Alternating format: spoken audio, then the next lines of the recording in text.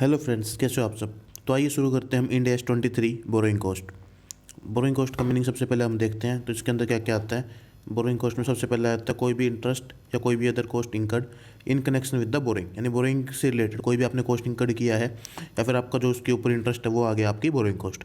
इसके अलावा आपका आता है interest calculated on end S 109 effective interest method है, जो फॉर्मूला है इसके थ्रू। इस मेथड में आप जब इंड एस 109 करते हैं, जहाँ पे आप इंटरेस्ट कैलकुलेट करते हैं वो भी जो है बोरिंग कॉस्ट ही माना जाता है, उसको हम बोरिंग कॉस्ट ही बोलते हैं। उसके बाद है interest on lease liability under end S 116, यानी कि जो लीज का आपकी इंड एस है, ये थोड़ी राइटिंग तो ऐसी आ गई। तो लीज में जो है इंटरेस्ट ऑन लीज लाइबिलिटी आपका वो भी इंटरेस्ट जो है वो बोरिंग कॉस्ट हो गया। इसके बाद आता है एक्सचेंज डिफरेंस। एक्सचेंज डिफरेंस को भी हम क्या करते हैं, it is adjustment to borrowing cost. उसको हम बोरिंग कॉस्ट में एडजस्ट करते हैं। कैसे करते हैं इसके adjustment, lower of the pouring जो एक्सचेंज डिफरेंस है, क्या तो जो आपका एक्सचेंज लॉस हुआ वो, या फिर borrowing cost that would have been incurred if borrowing were in the functional currency less borrowing cost in the foreign currency. इसमें से जो भी कम होगा, यानी कि ये क्या, तो आपका जो लॉस हो गया, मान लीजिए आपका एक्सचेंज लॉस हो गया, आपका $1 का 60 था और $1 जो है फिर कितना हो गया आपका 62 हो गया। तो जब इसको पे कर रहे हो तो आपको क्या होगा, ₹2 का लॉस हो गया, जो इसको आप क्या बोलते हो, एक्सचेंज लॉस। तो इसके साथ साथ उसके बाद क्या आता है, दूसरा क्या है कि borrowing cost that would have been incurred if borrowing were not in the functional currency were made in the functional currency less borrowing cost. यानी कि आपकी बोरिंग कॉस्ट, मान लीजिए अगर आप इंडिया में लेते तो इंडिया में आपको बोरिंग कॉस्ट आती 54 की, लेकिन आपने बाहर लिया तो वो आई 50 की। ठीक है, तो इन दोनों का डिफरेंस कितना हो गया, ₹4 का।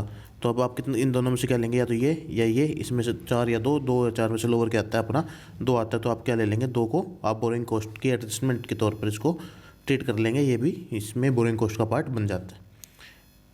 तो बात करते हैं इसके अलावा, देखिए exchange loss treated as borrowing cost subsequently recovered as gain, तो ट्रीटेड एज नेगेटिव, यानी कि अगर आपका गेन आ जाता है लॉस की बजाय, लॉस की जगह गेन आप कैलकुलेट कर लेते हैं, तो आप क्या करेंगे, उसको नेगेटिव बोरिंग कॉस्ट में आप इसको ले लेंगे। इसमें से कुछ ऐसी चीज़ें हैं जो इसमें बिल्कुल ही नहीं होती, एप्लीकेबल नहीं होता बोरिंग कॉस्ट का फॉर्मूला, वो क्या क्या है आइए हम वो देख लेते हैं।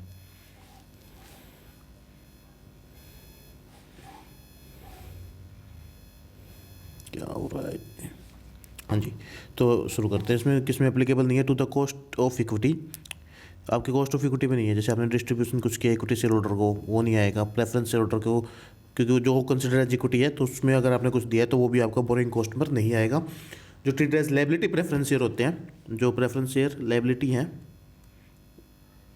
वो सब क्या आएंगे, वो भी आप लायबिलिटी होगी तो बोरिंग कॉस्ट नहीं है, तो वो उसके ऊपर बोरिंग कॉस्ट नहीं आएगा। बायोलॉजिकल एसेट्स हैं जो आप रिकॉर्डेड आप कर रहे हो फेयर वैल्यू पे, और इंड एस 41 एग्रीकल्चर के ऊपर जो आ रहा है उसके ऊपर भी आपका ये नहीं आएगा, बोरिंग कॉस्ट नहीं आता उसमें। Large quantity of inventory, borrowing cost नहीं आता, मतलब इंड एस 23 वहाँ पे नहीं लगता, वहाँ पे उनके अपने अपने इंडेसेस लग रहे हैं। लार्ज क्वांटिटी ऑफ इन्वेंट्री है प्रोड्यूस्ड ऑन रेपिटेटिव बेसिस और टेक शॉर्ट पीरियड, यानी कि आपका क्या है, मैं एक बार इसको इरेज कर देता हूँ यहाँ से।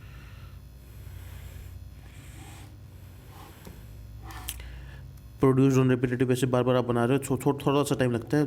शॉर्ट पीरियड का इन डिफाइन नहीं किया गया, वो डिपेंड करते हैं इन्वेंट्री की नेचर पे। तो शॉर्ट पीरियड आप समझ सकते हैं, छोटा मोटा कोई भी टाइम उसमें आपका लग रहा है, तो उसके ऊपर इंड एस 23 एप्लीकेबल वहाँ पर नहीं होता। नॉर्मली हम 1 साल के पीरियड को लॉन्ग पीरियड में काउंट करते हैं, 1 साल उससे ज़्यादा, 12 महीने जिसको हम लेते हैं, 12 मंथ्स को।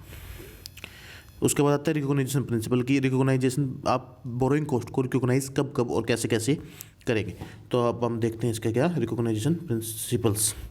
तो बोरोइंग कॉस्ट जो कि डायरेक्टली एट्रीब्यूटेबल है किस किस को, एक्विजिशन, आपने कोई आप एक्वायर कर रहे हैं किसी चीज़ को, आप उसको कंस्ट्रक्ट, किसी चीज़ को भी मैं डिफाइन करूँगा, यानी आप एक्वायर कर रहे हैं, आप कंस्ट्रक्ट कर रहे हैं, और उसके बाद आप तीसरा क्या प्रोड्यूस कर रहे हैं, क्या चीज़, क्वालिफाइंग एसेट्स। अगर आप उसको क्वालिफाइंग एसेट्स कर रहे हैं, ट्रिब्यूटेबल क्वालिफाइंग एसेट्स के एक्विजिशन पे, कंस्ट्रक्शन पे या प्रोडक्शन पे अगर एट्रीब्यूटेबल है तो बोरिंग कॉस्ट में उसको लेंगे। अब इस चीज़ को क्या आपको देखते हैं, क्वालिफाइंग एसेट्स क्या है, अगर ऐसा है तो आप क्या करेंगे, इसको कैपिटलाइज कर देंगे। आपने क्वालिफाइंग एसेट्स के लिए क्या किया, आपने क्या किया, क्वालिफाइंग एसेट्स के एक्विजिशन के लिए, कंस्ट्रक्शन के लिए, प्रोडक्शन के लिए अगर आपने कोई भी बोरिंग ली है तो उसकी जो इंटरेस्ट है, बोरिंग कॉस्ट जो है, उसको आप क्या करोगे, कैपिटलाइज कर दोगे। अगर नहीं है तो उसको क्या करोगे, एक्सपेंस्ड ऑफ। एक्सपेंस्ड ऑफ का मतलब होता है कि आप इसको P&L में, डेबिट में आप इसको डाल के अपना एक्सपेंसेस जो है वो क्लेम कर लेंगे। तो आइए अब इसके आगे देखते हैं कि आगे क्या है इसमें। तो इसके बाद आगे आप देखते हैं, हाँ इसमें दो चीज़ें कि क्वालिफाइंग एसेट्स क्या होते हैं वो देखेंगे। उससे पहले हम देखते हैं कि अगर वो क्वालिफाइंग एसेट्स वो नहीं है, इफ़ नॉट क्वालिफाइंग एसेट्स तो नो बोरिंग, तो हम उसको बोरिंग ही नहीं मानेंगे। तो एक तो आपका ये खत्म होता है। अब देखते हैं क्वालिफाइंग एसेट्स क्या होती है। क्वालिफाइंग एसेट्स होती है असेट्स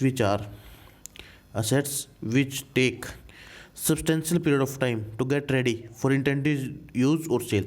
जो हमारे काम इंटेंडेड यूज़, हमारे इंटेंडेड यूज़ कुछ भी हो सकता है। मान लीजिए हम एक बाइक बनाते हैं, हम इसको थोड़ा सा यहाँ पे लिखते हैं, हाँ ठीक है। मान लीजिए हमने एक बाइक बनाई, अब इसके दो यूज़ हो सकते हैं, या तो हम इसको सेल करेंगे, अगर हम हमारे जैसे मारुति है कुछ है तो उसको सेल करेगी। लेकिन हो सकता है वही मारुति है, उसने क्या किया, उसको क्या किया, ऑफिस यूज़ के लिए बनाया है, हमारे ऑफिस के यूज़ के लिए बनाया है। अगर किसी भी, ये हमारा क्या है, इंटेंडेड यूज़ है, ये हमारा क्या है, इंटेंडेड यूज़। यहाँ पे नहीं आ रहा तो थोड़ा सा वो ले लेते हैं इसको, ठीक है। तो आपने एक बाइक बनाई, उसका इंटेंडेड यूज़ जो सेल दे तो सेल हो ही गया। तो इसके बाद हो गया ये, अच्छा जी, आपने इंटेंडेड यूज़ के लिए उसको ले लिया है। इसके बाद आप देखते हैं क्या, तो इसमें जो भी सब्सटेंशियल पीरियड ऑफ टाइम लेना, सब्सटेंशियल पीरियड ऑफ टाइम क्या है वो भी अभी डिफाइन नहीं किया गया है। इंड AS 23 में तो उसको डिफाइन नहीं किया। 12 मंथ कहाँ पे है, इंड AS 16 में है। तो हम अभी के लिए यही मान लेते हैं कि वो क्या है, इंड AS 16 में 12 मंथ जो है, no defined in 23 but defined in Ind AS 16। तो हम इसको मान लेते हैं कि इंड AS 16 का है, तो हम जजमेंट बेस्ड ही हमारा सारा काम चलता है। उसके बाद है कि इन्वेस्टमेंट और अदर फाइनेंशियल असेट्स, इन्वेस्टमेंट्स और other financial assets are not qualifying assets. जो आपने कुछ इन्वेस्ट किया है, कोई भी फाइनेंशियल असेट्स आपके पास है तो क्वालिफाइंग असेट्स में नहीं आती है। अब होगी क्वालिफाइंग असेट्स की डेफिनेशन। इसके बाद हम बात करते हैं कि बोरिंग किसे कहेंगे। हम बोरिंग किसको कहेंगे। ये बोरिंग दो तरह की होंगी। सबसे पहली क्या होगी, स्पेसिफिक, और दूसरी होती है जनरल। तो स्पेसिफिक क्या होती है, डायरेक्टली एट्रीब्यूटेबल होती है ये, जबकि भाई हमें कोई काम करना, हमने कोई एसेट्स लेनी है, कार लेनी है, कार लोन ले लिया जैसे होता है, तो ये डायरेक्टली एट्रीब्यूट, हाँ भी हम कार ही लेंगे इससे। और जनरल लोन हो गए, टर्म लोन्स हो गए, वो हो जाते हैं हमारे जनरल लोन में कि हम इसका यूज़ कहीं भी कैसे भी कर सकते हैं, अलग अलग प्लान्स में कर सकते हैं, अलग अलग प्रोजेक्ट्स के लिए हम कर सकते हैं। किसी स्पेसिफिक प्रोजेक्ट के लिए कर रहे हैं तो स्पेसिफिक हो गया। अच्छा, ये स्पेसिफिक की क्या क्वालिटीज होती है कि डायरेक्टली एट्रीब्यूटेबल है, आप उसको डायरेक्टली एट्रीब्यूट कर सकते हैं एक चीज़ के लिए। और जब भी क्वालिफाइंग एसेट्स कंप्लीट हो जाएगी फॉर इंटेंडेड यूज़ और सेल, तो ये क्या होगा, जनरल बोरिंग की नेचर में ही आ जाएगा इसको। उसके बाद हम जनरल बोरिंग के लिए कंसिडर कर लेंगे कि हमने एक कार बनानी थी शुरू की, या कोई मान लीजिए हमें कोई प्लांट या मशीनरी बनानी थी, जैसे ही वो तैयार होती है हमारे इंटेंडेड यूज़ के लिए, उसके बाद स्पेसिफिक बोरिंग को हम एज जनरल बोरिंग ही अपने अकाउंटिंग पर्पज़ के लिए ट्रीट करना शुरू कर देंगे। और दूसरा है जी जनरल, यानी कि इसका डिफ़िकल्ट टू जज है कि आप इसका कौन से के लिए कितना यूज़ कर रहे हैं, कोई अभी कुछ नहीं कह सकते। और अप्लाई बेस्ट जजमेंट लगती है अपनी, हम जजमेंट लगाएंगे और इसको हम कैसे कैसे अब इसकी हम कॉस्ट यूज़ करने वाले हैं वो बताते हैं। स्पेसिफिक की जब हम बात करते हैं तो इसमें आ जाता है जी actual boring incurred costing. Boring cost incurred आपने जितना एक्चुअल किया, क्योंकि स्पेसिफिक है तो इसके लिए हो ही गया। उसके अलावा हम क्या करेंगे, इसमें से अगर हमने कहीं इसको इनकम लेंगे, क्या है, income on temporary investment from such borrowed fund, यानी कि हमने वो फंड लिया और कुछ टाइम के लिए वो हमारे पास जो है क्या पड़ा था, वो ऐसे ही पड़ा था, कुछ टाइम, एक टाइम पीरियड है, हमने यहाँ पे इसको क्या लिया, यहाँ पे हमने बोरिंग करी और यहाँ पे हमने इसको जो है बोरिंग कॉस्ट जो है हमारे एक्सपेंस होने शुरू हो गए। तो जो इस पीरियड का है, जो ये खाली पीरियड थे, हमने इसमें इस अमाउंट को इन्वेस्ट किया हुआ था, वहाँ से हमें कोई इंटरेस्ट इनकम हो या किसी प्रकार की इनकम होती है तो हम उसको अपनी बोरिंग कॉस्ट से, जो टोटल बोरिंग कॉस्ट हमारी आई, उस बोरिंग कॉस्ट से लेस कर देंगे। यहाँ पे उस बोरिंग कॉस्ट से हम क्या कर देंगे, उसको लेस कर देंगे। तो जैसे हम इसको लेस करेंगे तो जो नेट बच गया वो क्या हो जाएगा, borrowing cost to be capitalized into the plant और मशीनरी जो भी आपकी है उस पर, इसको हम कैपिटलाइज कर देंगे। उसके बाद आपकी बात आती है जी जनरल बोरिंग कॉस्ट की। जब जनरल बोरिंग कॉस्ट की हम बात करेंगे तो इसके अंदर आता है हमारा, सबसे पहले तो हमें कैलकुलेट करना होता है कैपिटलाइजेशन रेट। हम इसको देखेंगे कैसे कैलकुलेट करते हैं, फिर हम देखेंगे कि एक्सपेंडिचर कितना हुआ out of the general boring, कि जनरल बोरिंग में से आपने क्वालिफाइंग एसेट्स के ऊपर कितना आपने जो खर्चा किया वो देखेंगे। और ये खर्चा कब देखेंगे, after adjusting the expenses incurred from the specific boring. इसको कैसे कहना चाह रहे हैं देखिए, जैसे मान लीजिए आपकी टोटल असेट्स बनती है 100 करोड़ की, उसमें से आपने स्पेसिफिकली ले लिया 80 करोड़, तो जनरल बोरिंग में से आपने कितना लगाया 20 करोड़। तो अब हम बात कर रहे हैं 20 करोड़ की। और फिर क्या करेंगे, बोरिंग कॉस्ट करेंगे ऑन सच एक्सपेंस, यानी कि इस एक्सपेंस के ऊपर 20 करोड़ के ऊपर based on the capitalization rate for the eligible period. Period देखें, इसमें दो चीज़ें हैं अब हमारे देखने की, एक तो हमारा एक्सपेंसेस, दूसरा कैपिटलाइजेशन रेट। सॉरी कहाँ गया, एक हमारा एक्सपेंसेस और एक हमारा कैपिटलाइजेशन रेट, और उसके बाद है एलिजिबल पीरियड। तीन चीज़ें। एक्सपेंस आप समझ गए, एक्सपेंस क्या है 20। उसके बाद हम बात करते हैं अब किस चीज़ की, कि आपका क्या आएगा, उसके बाद है कैपिटलाइजेशन रेट क्या है और एलिजिबल पीरियड क्या है। एलिजिबल पीरियड तो होगा कि कितने पीरियड के लिए हमने उसके ऊपर लगाया, यानी कि कब से लेकर कब तक, जो हमने यहाँ पे किया था। मैं इसको इरेज करता हूँ, 20 आप याद रखिएगा। ये देखिए, ये आपका पीरियड था, ये मान लीजिए जैन, फेब, मार्च। हमने लिया 1 जनवरी को, यहाँ पे हमने जनरल बोरिंग ले ली। यहाँ पे हमने एक्सपेंसेस इंकर कर दिए 1 फेब को, और मार्च के 31 मार्च को जो है हमारा ये कंप्लीट हो गया।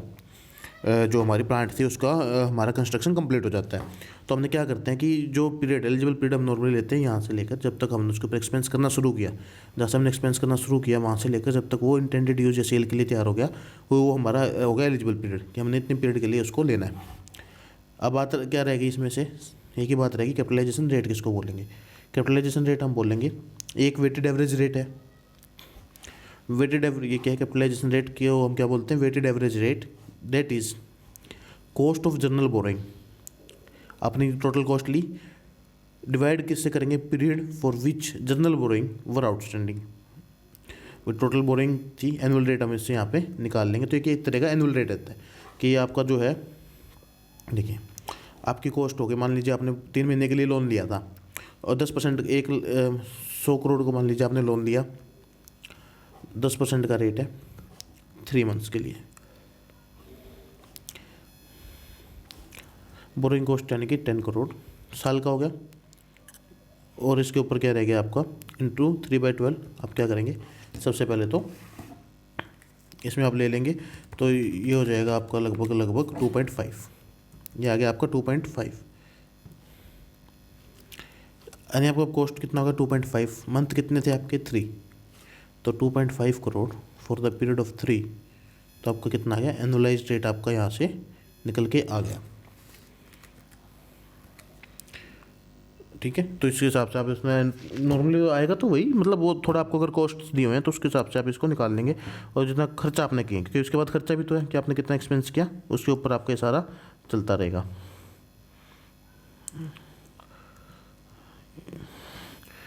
ये था 3/3/12, तो नॉर्मली वही आ जाता है, आपका रेट वेट निकालना होता है और उसके ऊपर जो खर्चा रहता है उसके हिसाब से आप इस अपना खर्चा निकाल लेते हैं। 10% ही नॉर्मली यहाँ पे इस केस में आएगा।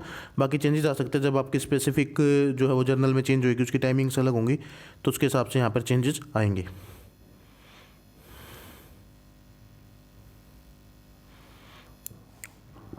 चलिए, अभी इसमें कुछ जर्नल एंट्रीज हैं, कुछ थोड़ा सा ये रहता है हमारा, लास्ट पेज पर हम आ गए, इसमें आ गए हैं।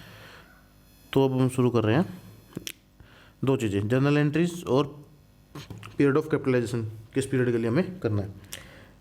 तो सबसे पहले हम पीरियड ऑफ कैपिटलाइजेशन देख लेते हैं। कमेंसमेंट पे हम क्या करेंगे, for eligible period that is commencement of capitalization, तो हम क्या करेंगे कि जब नीचे वाली कंडीशन सेटिस्फाई हो जाएंगी तो हम इसको कमेंस करना, यानी बोरोइंग कॉस्ट को कैपिटलाइज करने की कमेंसमेंट हम शुरुआत जो है वो कर देंगे। कंडीशंस क्या क्या हैं, अंडरटेक करेंगे activities to develop assets for intended use. हमने एक्टिविटीज़ शुरू कर दी हैं, किसके लिए, development of the assets for intended, जैसे क्वालिफाइंग एसेट्स की हम बात कर रहे हैं, उसकी अंडरटेकिंग, उसको डेवलप करने की हमने शुरुआत कर दी है। एक्सपेंसेस जो है वो भी हमने शुरू कर दिए। शुरुआत करने का मतलब होता है, मान लीजिए कोई प्रोसेस है, कोई डॉक्यूमेंट्स वगैरह हमने करने, कोई परमिशन वगैरह लेनी है, हमने लगता है हाँ अभी प्रोसेस शुरू हो गई है। उसके बाद हम बात करते हैं एक्सपेंसेस एक्चुअली इंकर्ड, यानी कि जो पैसे हैं, जो अमाउंट है वो हमने खर्च करना शुरू कर दिया है। और बोरोइंग कॉस्ट भी इंकर हो गया है, कि हो सकता है अभी तक हमने लोन लिया हुआ था, लेकिन लोन वाला हम जो है हमने लोन लिया, हमने बाद में लिया, हमने शुरुआत पहले कर दी थी, हमारे पास कुछ फंड्स थे, बाद में हमें वो रिक्वायरमेंट हुई तो हमने लोन लिया। उसकी बोरिंग कॉस्ट जब शुरू होती है तो उसके बाद से तीनों कंडीशन जब सेटिस्फाई हो जाएंगी, तीनों चीज़ें हो जाएंगी, उसके बाद ही हम इसके बोरिंग कॉस्ट की कैपिटलाइजेशन शुरू कर देंगे। अगर एक भी पेंडिंग है तो हम बोरिंग कॉस्ट को कैपिटलाइज नहीं कर सकते। तो इसकी जनरल एंट्री ये देखिए, आपने बोरिंग कॉस्ट लिया, borrowing cost account debit to bank account, being interest और अदर चार्ज पेड। जैसे आपने बोरिंग कॉस्ट पे किया उसकी एंट्री है। क्वालिफाइंग एसेट्स टू बैंक, आपने क्वालिफाइंग एसेट्स को रिकॉग्नाइज कर लिया, उसके ऊपर जो भी खर्चा हो सारी बुकिंग होती है तो उसके अकाउंट में आ गई। क्वालिफाइंग एसेट्स अकाउंट डेबिट, आपने जितना बोरिंग कॉस्ट कैपिटलाइज करना वो यहाँ पर आ गया। P&L अकाउंट में जो भी कैपिटलाइज नहीं करना, जो एक्सेस था वो यहाँ पर आ गया। और 2 बोरिंग कॉस्ट टोटल जो यहाँ से था ऊपर फर्स्ट एंट्री में हमने पे किया था, ये सारा इसमें आ गया। तो इसके बाद अब देखते हैं, आपने देख लिया कब कमेंसमेंट, अब देखते हैं सस्पेंशन या सस्पेंशन कब होगा, या मैं सॉरी मुझे प्रोनाउंस नहीं करना था, बाकी हम इसको बंद कब कर देंगे, सीज कब कर देंगे इसको करना। तो इसके 2 चीज़ें सस्पेंशन के लिए हम देखते हैं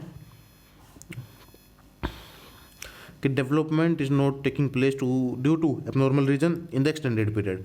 तो अगर आपकी किसी भी कारण से कहीं भी बीच में आप जो है डेवलपमेंट नहीं कर पा रहे हैं तो उस पीरियड के लिए आप फॉर पीरियड, जैसे मान लीजिए 12 मंथ का था, ये 9 मंथ, ये 3 मंथ, तो उसके बाद क्या है कि आप 3 मंथ, एक काम और कर लेते हैं इसमें, 1 सेकंड रुकिएगा। हाँ जी, तो ये 3 पीरियड हम ले लेते हैं इसको, 4 3 4 3 7 और 5, 12 मंथ हो गए टोटल। हम मान लेते हैं हमने यहाँ से शुरू किया, हमने फर्स्ट से शुरू किया, इसके बाद हम आगे चले और यहाँ तक हमने बनाया। अब बीच में आ गया कोविड, तो कोविड आ गया तो हमारा 3 महीने के लिए जो है काम हुआ ही नहीं, और उसके बाद यहाँ से फिर से शुरू हो गया अगले 5 महीने के लिए। तो हम इस 3 महीने के लिए जो है क्या करेंगे, विल नॉट कैपिटलाइज, हम इसको क्या करते हैं, कैपिटलाइजेशन सस्पेंड इसको हम बोलते हैं। जब इसको कैपिटलाइज सस्पेंशन बोल देते हैं तो इसके बाद क्या करते हैं, तो 4 महीने और 5 महीने के लिए हम इसको कैपिटलाइज करेंगे। तो अब आइए हम आगे चलते हैं कि हम सीज कब कर देंगे कैपिटलाइजेशन करना। तो इनमें से अगर कोई भी कंडीशन सेटिस्फाई होती है, boring cost is not incurred, assets is ready for intended use और part wise can be seized. क्या है कि या तो बोरिंग कॉस्ट ही नहीं हो रहा, अब आपका बोरिंग कॉस्ट होना बंद हो गया, तो आप करेंगे क्या चीज़, जब बोरिंग कॉस्ट नहीं है आपकी, तो सिर्फ आपकी एसेट्स रेडी हो गई है तो उसके बाद आप नहीं कर सकते, जब तक एसेट्स रेडी होगी तब तक ही आपको वो करना है। और part wise can be cease, मान लीजिए आप काफ़ी बड़ा प्रोजेक्ट है, बड़ी मशीनरी है, उसका कोई भी एक पार्ट तैयार हो जाता है तो आप उस पार्ट के लिए आपने लोन लिया हुआ था, उस पार्ट का जो है आप बोरिंग कॉस्ट कैपिटलाइज करना अलग से आप निकाल सकते हो, तो उसको भी आप सीज कर देंगे, उसके बाद से नहीं करेंगे। उसके बाद आते हैं जी आपके 2 डिस्क्लोजर छोटे छोटे से। आपको सबसे पहले बताना कि आपकी बोरिंग कॉस्ट कितनी है, और दूसरा की capitalization rate of general borrowing जो हमने ऊपर कैलकुलेट किया था वो क्या है। इसके अलावा आपको और कोई भी डिस्क्लोजर अभी तक इसमें इंड AS 23 में इंपॉर्टेंट नहीं है जो आपको और कहीं देना हो। तो ये आपके एग्जाम पॉइंट ऑफ व्यू से एक छोटा सा रिविजन तैयार है, 20 मिनट भी नहीं लगे आपकी बार, 18 मिनट्स का, ये लगभग 15 मिनट में आपका पूरा रिवाइज यहाँ पर हो जाता है। आपके PDF चाहिए तो आप इसके लिए टेलीग्राम चैनल है, आप डिस्क्रिप्शन चेक करेंगे तो आपके तैयार होगा। आप डिस्क्रिप्शन चेक कीजिए, आपको क्या इसके आपको अगर PDF चाहिए तो टेलीग्राम चैनल है, वहाँ पे आप ज्वाइन कर सकते हैं। व्हाट्सएप चैनल है, ये दोनों आप ज्वाइन कर सकते हैं। आपको इसका जो है वो डिस्क्रिप्शन में मिल जाएगा, डिस्क्रिप्शन में देख लीजिएगा, आपको PDF मिल जाएंगे, और भी आपको कुछ चाहिए तो उसके रिलेटेड जो है डिटेल्स मिल जाएंगी, इसके अंदर आप आराम से ले सकते हैं। और अगर आपका फीडबैक जरूर दीजिए, लाइक कीजिए, सब्सक्राइब कीजिए, लाइक शेयर, आपका फीडबैक प्लीज़ कमेंट कीजिएगा।